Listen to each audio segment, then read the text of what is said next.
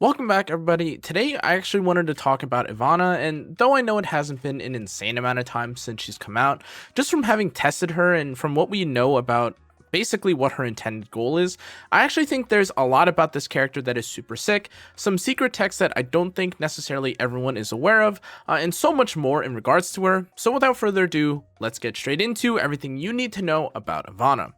So to start things off, we should go over her skills. Now, of course, mine isn't even molded, but before I even realized that it wasn't molded, this didn't actually really impact my gameplay that much, as we'll get into in a moment. Now, just at a basis though, her skill tree reads that it dispels 2 debuffs from all allies, while also granting ignore share for 3 turns and immunity for 2 turns while increasing CR by 20%. If you level this, you reduce the cooldown of this and you increase CR, which of course would be helpful. But again, as you'll see a little bit later, this didn't necessarily matter as much as you think. Now, originally, I have to say one of the main selling points of Ivana was likely her S2, which we'll get into in a moment. But I actually have to admit that even despite the ignore sharing and the insanity of, again, having a dispel, what's actually I found to be extremely helpful, especially in the current state of affairs or the current state of the game, is the fact that you get immunity and a CR push, which effectively puts her in a similar-ish role, especially for faster players, to that of what a Scales would do. But now, instead of Scales kind of having to sit there and pray that you don't get one shot by someone like basically have to get one shot by someone like the Biblis, you can actually give yourself immunity, which again allows you to control your turns, which I know sounds not as insane as it sounds, but it is actually super impactful. And again, it does still retain that combat readiness effect, which I think a lot of faster players definitely appreciate when pairing Ivana with other characters like Strays, characters like the Galalilius, etc. Now, as for her skill 2, this reads that she is unaffected by combat readiness decreases. Now, this is pretty important, as again, she can be CR pushed herself, but additionally, it reads that at the start of turn, she dispels immortality for all enemies. Now, this ignores ER when the specific effect happens, and at the start of someone's turn, if the enemy is granted immortality, this spreads the sensor's light to dispel all debuffs from all allies, and then grants radiance, which again is a pretty impactful debuff that gives 50% damage reduction while also increasing the CR of the caster. Now, this is already pretty nice, again, as this effectively means that she's going to take a turn eventually. Whether or not she has ER for it, well, that's kind of up in the air. But at the end of the day, the most important, I would say, part of this is, of course, that this is going to deal with any character basically that has immortalities, especially if they have it turn 1. I don't necessarily know if the skill 2 by itself, or even necessarily her entire kit, is necessarily enough to stop or 100% counter Scales in every single situation, because there are a lot of ways that this Lady of the Scales character can be played, and sometimes you aren't guaranteed to necessarily proc immortality, and sometimes damage share isn't even necessarily what makes someone like Scales super impactful. Again, it's a bit complicated, though I do want to say that this S2 passive by itself is already pretty much good enough to prevent likely anyone from wanting to play something like DN super early on in the draft, though you still may end up seeing someone like DN in the 4th, 5th, maybe later slots, or in something like Guild War or Arena, which again we'll also touch on later. Now, Ivana's skill 1 is actually pretty okay. Again, I don't have much of the healing here, but even without having a dedicated healing artifact or anything, this heal was actually pretty nice. Of course, you can use this to soulburn and heal, and this might not be the most impactful depending on what you're using Ivana for, but I was actually someone that ended up continuously pairing someone like Ivana with the Midnight Galalilius, and with a character that has damage share and is going to be on that triple torrent lower HP side, this soulburn S1, or having this constant heal from S1, actually does make a difference in certain cases, again, which we'll see a little bit later.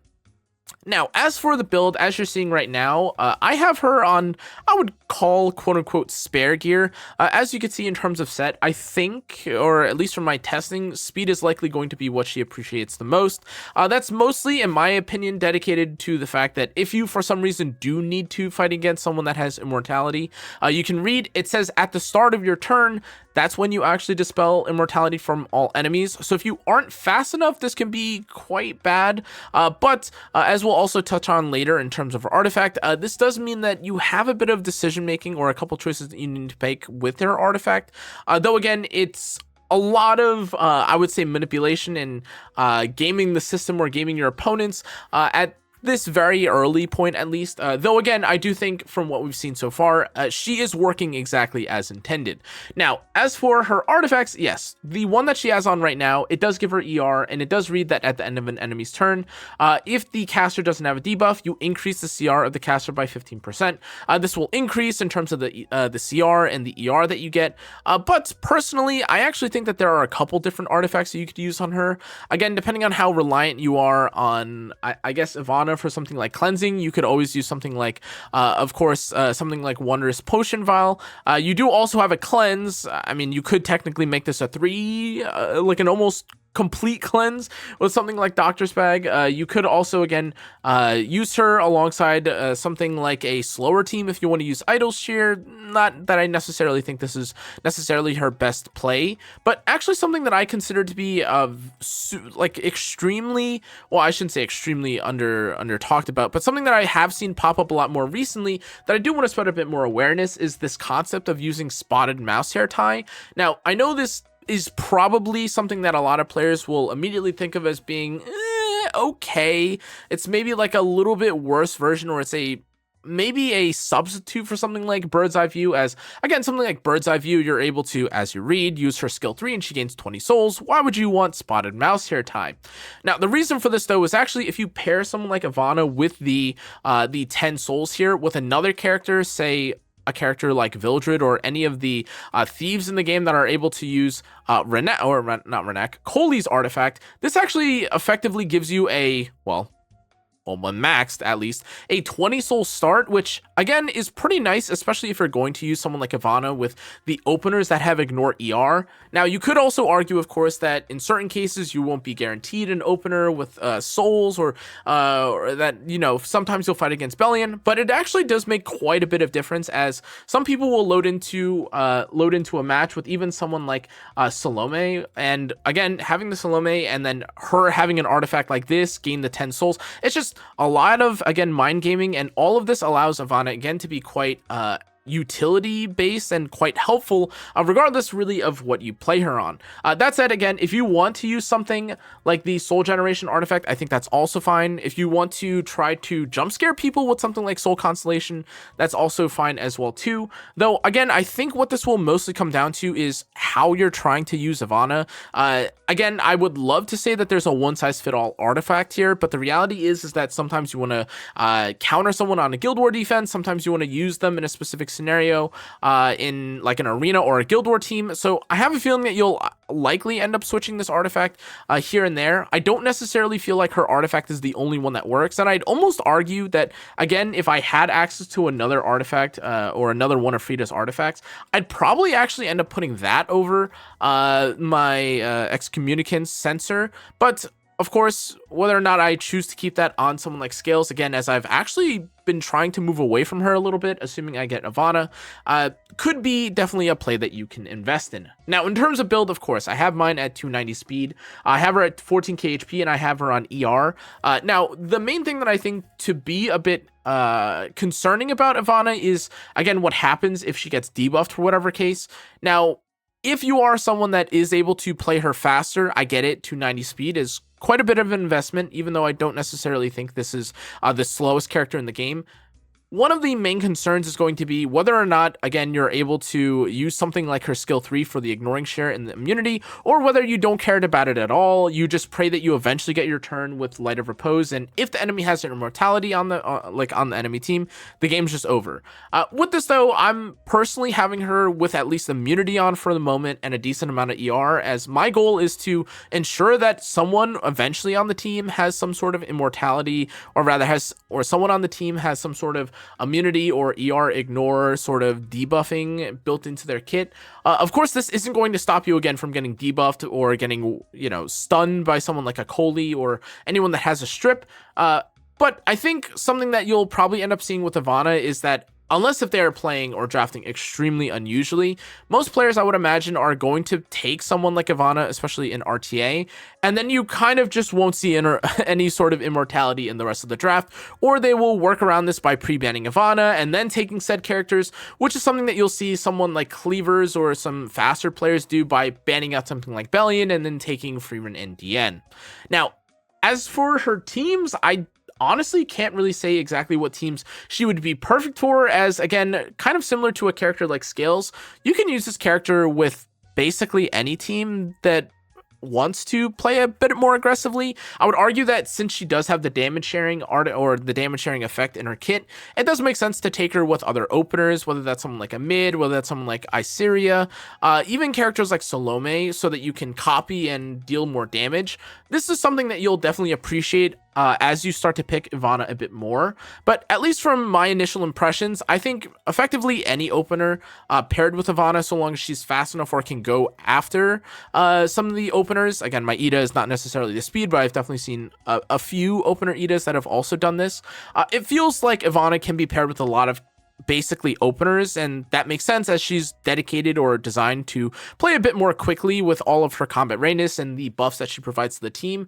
But I think what's actually the most impactful, or what's most important about Ivana's teammates, is whether or not you can actually make them survive through some nonsense or through some ridiculous method, including things like Midnight Gala Lilius' damage limit, including characters like Spirit Eye Celine, who also have immortality. Things like this where you are basically pocketing a DPS and they can't die nearly as easily, I think makes for a great partner, especially when it comes to Ivana. Again, because not only do you have the immunity, which prevents you from getting debuffed, you also have the healing from S1, and again, you also do technically give off Radiance, though this isn't necessarily guaranteed to go off, as I have already mentioned. Now, I do actually want to talk about the PvP, or some PvP specifically, as I have a few games where I'd actually want to go into and bring it up. Now, again, for a match like this, as you can see here, this is the sort of match where, yeah, I don't necessarily think that a ROM has an insane amount of value here, but as we kind of progress through the game, you can see I have someone like the Midnight Gala Lilius copied by Salome, we one-shot, and now, even from just this position, this is kind of an awkward spot for someone like Midnight Gala Lilius, because, yes, there are two fire units on the side, and there's an Arbiter Vildred who is likely going to punch me in the face if I hit him. So I'm kind of in this really weird spot, and I do admit that I don't necessarily think I played this as well as I could, but I ended up S3ing into the Aram. I was pretty low HP, and I was a bit afraid of having misplayed, and this was really one of my first games where I tried the Ivana. But as you can see here, without any souls, this Biblis here, and again, she's not even necessarily supposed to be a counter or supposed to be countered by the Ivana. This is, again, likely a character that's supposed to be, you know, a bit of a filler, and, you know, I've kind of picked Ivana willingly just in the hopes that I don't fight against someone like Scales. But actually, this had the intended effect where, yes, this is a Biblis that just doesn't have anything to do this turn. In fact, this Biblis just ends up S1ing me in the hopes that I can get like a duel or I can be low enough. But even despite the Aram dragging up the Vildred and the Vildred S3ing, I was still on death's door, though alive, which was kind of enough for me. Though, again, I will admit I did get a bit lucky here. I S3'd here. And though it's not necessarily guaranteed that I would be able to survive or that I wouldn't get counterattacked by Arbiter Vildred and he would have killed me, I survived, it didn't get countered, and lo and behold, I was able to drag S1 with Salome, and that was kind of all she wrote through the rest of the match. As you can see again, I survived, I had the immunity, Biblis was rendered basically ineffective, and Biblis is one of the most popular characters in the game, which I thought was pretty relevant. This happened again in another match, if I showcase this off again, where all you can kind of see here is, oh, okay, there's going to be a fire unit. You have someone like Midnight Gala Lilius again, and lo and behold, yeah, it is going to be a little bit awkward when you're trying to fight into these characters, and there's really nothing to do after Midnight Gala Lilius presumably kills the 1 HP target on the team.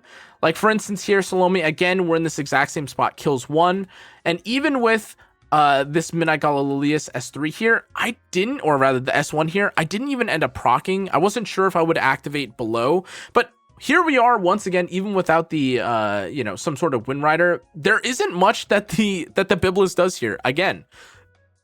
So what he does, of course, is he tries to S1 into the Midnight Gala Lilius. We have the Elena pressing S3. But this is just a really hard spot, honestly, for Tori to be played in. Now, again, I have a bit more healing. I'm able to heal up.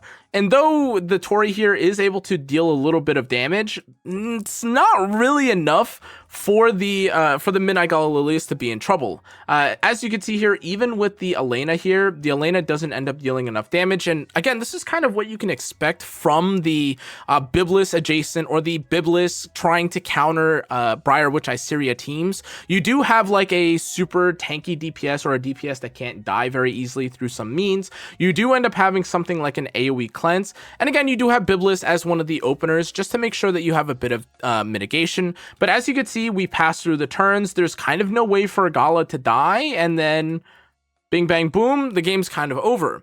Now, as far as I can tell right now, I don't necessarily know if there's ever going to be a position where you would want to use someone like Ivana in PvE. That said, it does feel like they are introducing bunches or large different content types. So I'm going to hold off on commenting about PvE for now. But again, as you can kind of tell from the build that I have right now, my build is obviously designed around being basically faster than someone like my Strays or my Midnight Gala Lilius, both of whom are around middling but not super insane speeds. I have my Strays here again at 273 speed, and I have my Midnight Gala Lilius here around the 232 speed. Both these characters, though, are obviously not going to be pushed up without having a character like this Lady of the Scales or the Ivana, but I feel that, at least from what we've seen, this is a pretty okay idea.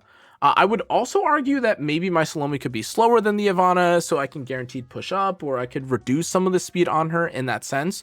But regardless, I think Ivana was pretty good at the build that I have her. Though, again, I do actually want to comment a bit about her, because I think there are some obvious pros and cons to the character.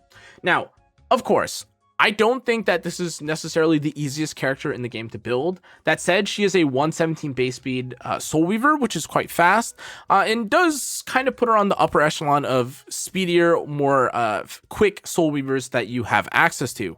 Now, this I don't necessarily count as a con, but if we just start with the pros, I would definitely say that if you have her, you do effectively have a great answer against immortality. This is really nothing to scoff at. Again, though some people have tried to say Strays S3 through pen resistance on a character like Ilanov, or though some people will try to avoid the immortality or you're unable to revive effect of certain characters and still deal damage. This is kind of a super hard counter in all sense of the word.